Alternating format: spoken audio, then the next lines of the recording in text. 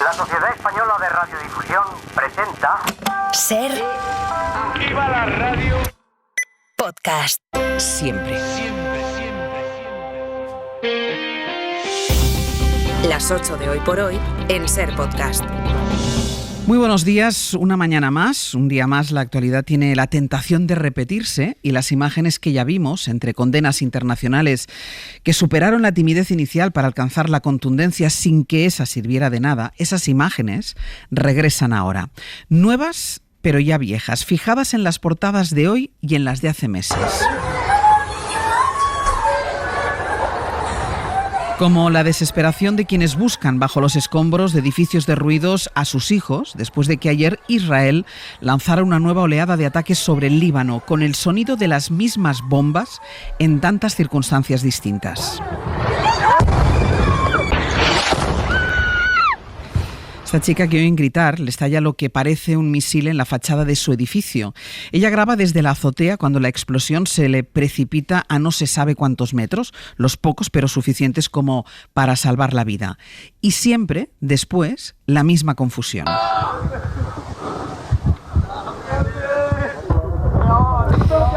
Las carreras a ninguna parte, los gritos, el sonido de las bombas que siguen un poco a lo lejos. A estas alturas puede resultar difícil sorprenderse, pero siempre quedan en el catálogo de la guerra imágenes que todavía no hemos visto. Un reportero al que Israel acusa de difundir propaganda de Hezbollah transmite en directo desde el salón de su casa. Está en plena entrevista para una televisión de la región. Se acomoda en el sofá y parece, no podemos saberlo todavía, esperar una pregunta. Hay unos segundos de silencio. Cuando una bomba alcanza su ventana y sale despedido hacia adelante, el silencio regresa.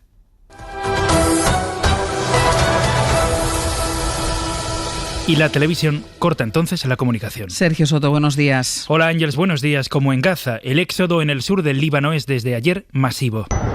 As we are making our way back to Beirut, we are on the main highway. As you can see, people Miles y miles de personas se acumulan en las calles para huir, esta vez en coche, formando atascos inmensos que son, sin embargo, silenciosos. Porque Israel ha extendido definitivamente la guerra de Gaza al Líbano y solo ayer sus ataques provocaron casi 500 muertos. Pablo Morán, buenos días. Hola Ángels, buenos días. Esta noche ha intentado responder Hezbollah, aunque la diferencia militar entre un bando y otro se nota en la efectividad de esos ataques, pero todo esto representa ya la ofensiva más importante en el Líbano desde hace más de 30 años y un riesgo de escalada que parece estar ya aquí. La operación israelí en sí ya supone una escalada y lo más inquietante es que esto parece ser solo el comienzo. Este alto cargo del ejército israelí confirmaba anoche que preparan las próximas fases de esta operación. Persiste, por tanto, el temor a una invasión terrestre del sur del Líbano. De hecho, varias divisiones ya están listas en la frontera del lado israelí. De momento estamos viendo una réplica de los ataques en Gaza, con el envío masivo de mensajes como estos a los móviles de decenas de miles de civiles que anticipan los ataques y generan primero el pánico que describías, Ángels, y luego el éxodo masivo del sur y el este del Líbano, las zonas controladas por Hezbollah. Se han habilitado escuelas como refugios para los desplazados. Hay generaciones enteras en Líbano que no habían vivido una violencia como la de ayer. Netanyahu presumía anoche de haber destruido misiles de Hezbollah listos para atacarles, pero la milicia sigue atacando territorio israelí, como decías, esta noche con el lanzamiento de varios proyectiles contra intereses militares. Hasta luego, Pablo. Hasta luego. La preocupación, el pánico, incluso vuelve a entrar en las voces de algunos mandatarios de todo el mundo. Como el alto comisionado de la ONU para refugiados, que habla de una crisis aterradora, o el jefe de la diplomacia europea, Josep Borrell, a quien escuchamos, que esta noche ha denunciado que estamos al borde de una guerra total. La Unión Europea, la ONU, que estos días reúne a los líderes mundiales en Nueva York, el G7, por el mundo vayo se multiplican los llamamientos a la contención. Como el del responsable de Exteriores británico, David Lammy,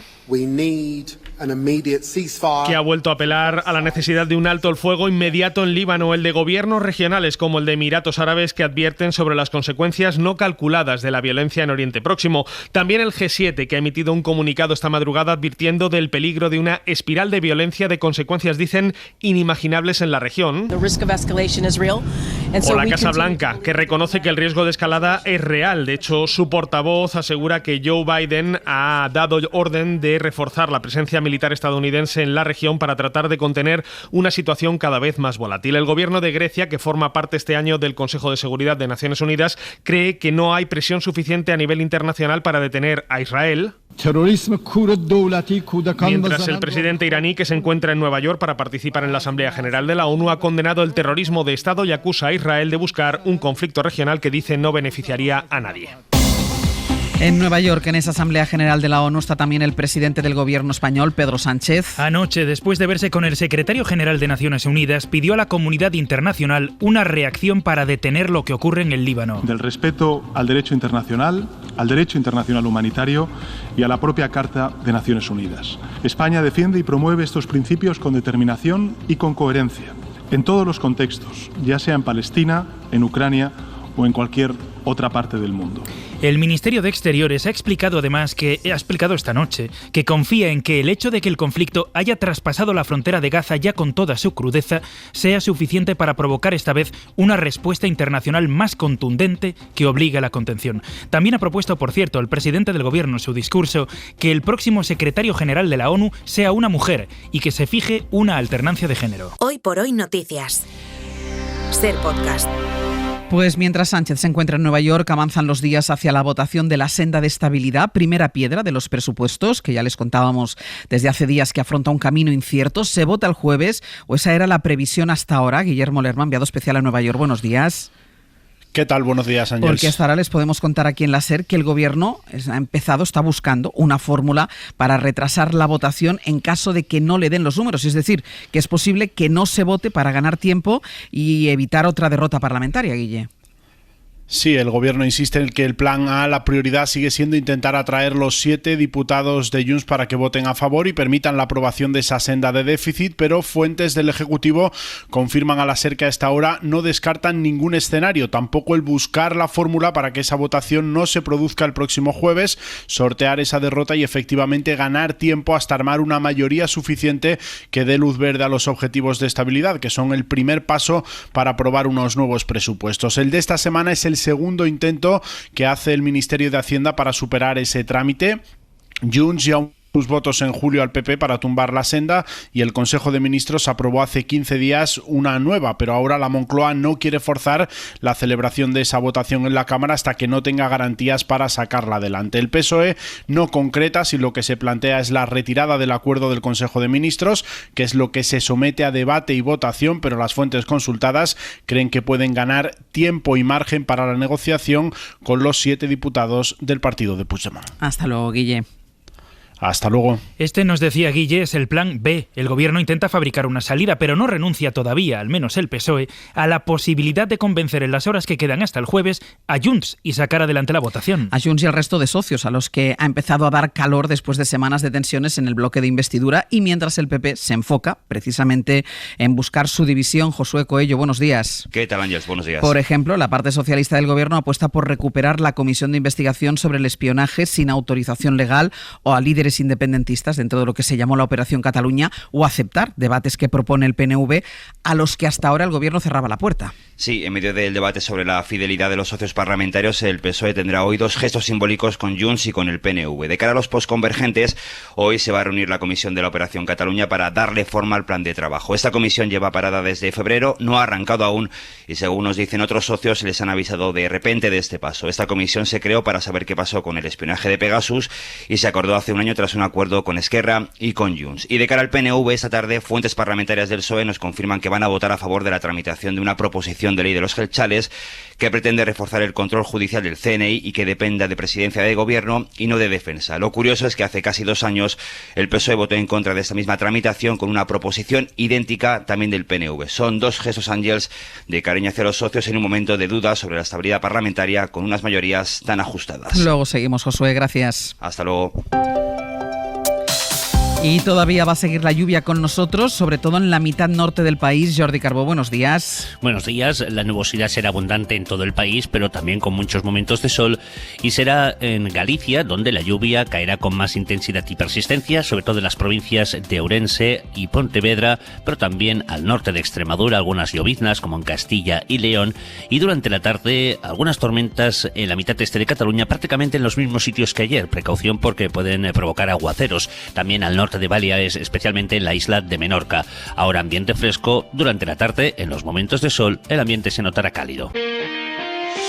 Hoy por hoy noticias. Ser Podcast.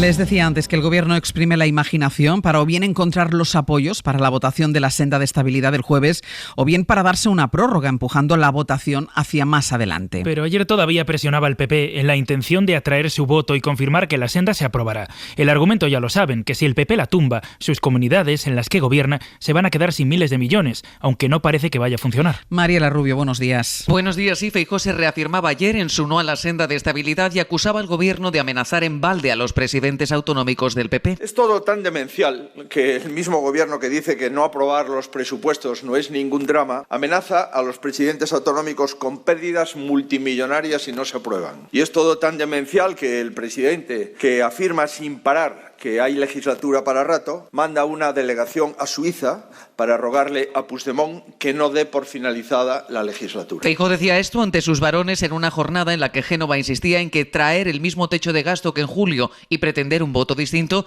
es un trágala por el que el PP no va a pasar. Por lo demás, eran los varones populares quienes ayer se mostraban a favor de movilizarse en la calle contra lo que repiten es un cupo catalán.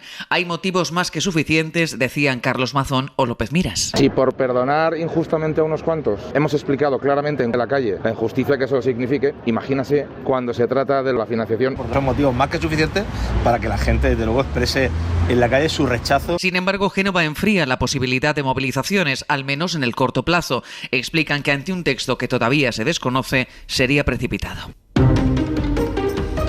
Hubo otro asunto que durante semanas fue el principal argumento de crítica del Partido Popular a la gestión del Gobierno, la inmigración. El presidente del PP llegó a irse a Canarias, uno de los lugares que soporta más presión migratoria, y ahí anunció un acuerdo con el presidente de la comunidad, con Fernando Clavijo. Plan de acción, lo llamaron. Entre las medidas, el Gobierno canario ha incorporado la orden a las ONGs para que no acojan a más migrantes si no les dan antes ellos una autorización. Así que el Gobierno central ha visto aquí un posible recurso al Constitucional y hoy la SER les cuenta el dictamen del Consejo de Estado al que ha consultado el Ejecutivo avala el recurso y añade que se vulneran derechos fundamentales. Pedro Jiménez. El Consejo de Estado avala llevar el protocolo para los menores migrantes del Gobierno de Canarias al Constitucional, pero le dice al Ejecutivo que impugne la norma para que el Tribunal la suspenda. Entienden los consejeros que la violación del orden constitucional no es solo por un tema de competencias, como lo plantea el Gobierno, sino que encierra también una vulneración de los derechos constitucionales de los menores en situación de abandono. El dictamen recuerda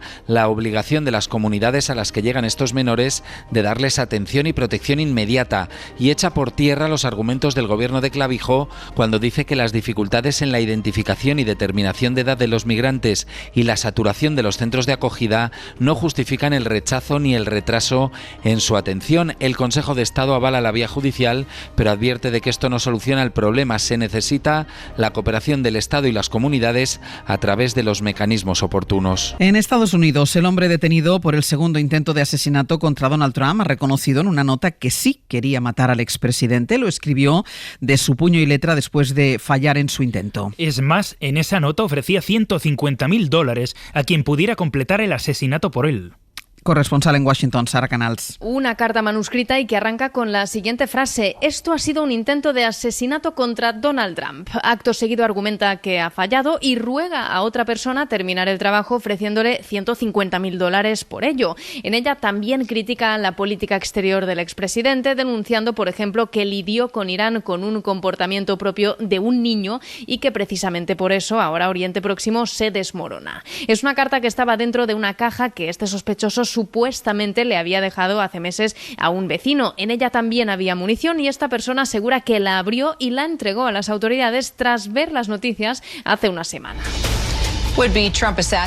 Ahora la Fiscalía se agarra precisamente a esta prueba para intentar que el juez trate este caso como un intento de asesinato. Y es que como el sospechoso no llegó a apretar el gatillo aquel domingo, solo se enfrenta por ahora a 2 cargos por posesión ilegal de armas, algo que podría cambiar. De momento permanecerá detenido a la espera del juicio. Y en Francia se ha reunido por primera vez el nuevo gobierno conservador de Emmanuel Macron y su política migratoria, o al menos su proyecto, es lo que más polémica ha generado en estas últimas horas. El nuevo ministro del Interior ha puesto apuesta por una política migratoria dura, siguiendo la tendencia de otros gobiernos como el alemán, de corte socialdemócrata. Corresponsal en París, Vicens Batalla, buenos días. Buenos días. En el primer día de trabajo del gobierno Barnier, el nuevo ministro del Interior, Bruno Retailleau, fue quien acaparó más la atención por sus proclamas de un mayor orden y una menor inmigración en el país. El hasta ahora jefe de la derecha en el Senado repitió varias veces la idea, cuando hizo el traspaso con su antecesor en el ministerio, Gérald Darmanin, que restablecería el orden en Francia, porque según él, los franceses quieren más orden en la calle y en las fronteras. Por la noche, en la primera cadena de televisión, concretó ya alguna de sus primeras medidas.